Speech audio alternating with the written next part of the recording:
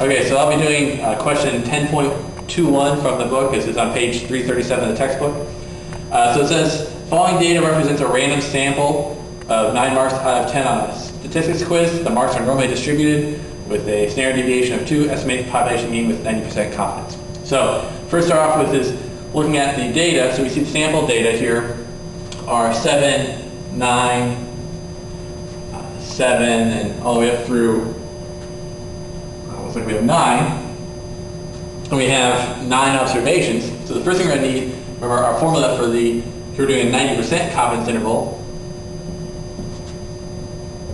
will be the sample mean, x bar, plus or minus the scaling factor. Here, because we're looking for a sample, we're looking at a population mean. When we know the population standard deviation, we know the scaling factor is going to be z, 1 minus confidence level, here it's 0.9 divided by 2, times the standard error of sample mean, which we know is the population standard deviation divided by the square root of n.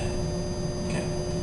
So let's go through and calculate each of these three numbers that we'll need. So our sample mean here, x bar equals, it's going to sum up the observations. So as we said, it's 7 plus 9 plus 7 all the way up through 9 divided by the number of observations that we have. Here we have 9 observations.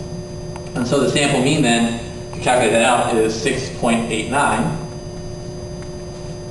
And now look at the scale factor. It's going to be z, 1 minus 9, or 1 minus 0.9 divided by 2 is 0.1 divided by 2, or 0.05. And so let's go to our table here, look for a 0.05 in the table, and we see that that appears right between negative 1.64 and negative 1.65. So I'll take the average of those two. That's negative 1.645. And so we know that our scaling factor, remember we don't care about the sign, is that's going to be positive 1.645. Then finally, our standard error, in the problem we're told that the population standard deviation is 2, and we have 9 observations, and so that leaves our standard error as 2 divided by square root of 3, or 2/3, or 0.66.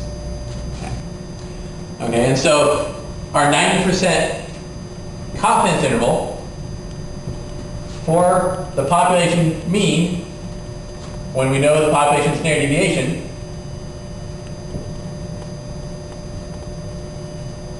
is thus the sample mean, 6.89 plus or minus scaling factor, which we said here is 1.645, times the standard error, which we calculated as 0.66. Okay, and so simplifying that 6.89 plus or minus 1.0857, and if I calculate that out, that comes out to 5.8043, comma 7.9757. So again, 5.8043 is our lower confidence limit. 7.9757 is our upper confidence limit.